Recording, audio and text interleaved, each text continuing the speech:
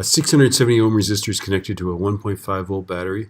What time will it take for 3 coulombs of charge to flow? Ooh, a two-stepper. Okay, so the first one I'm going to find the current. So I is going to be V over R. So it's 1.5 divided by 670. 1.5 divided by 670 is 0.002238 amps, right? And then I'm going to use I is equal to Q over T. So therefore T is Q over I. So that equals 3.0 coulombs. That's my charge, right? Divided by the current, which I just figured out, 0.00223. So I go 3 divided by the answer I just got. And I get 1340 exactly. 1340 seconds. How does it come out exact? I don't know. I'm not smart enough.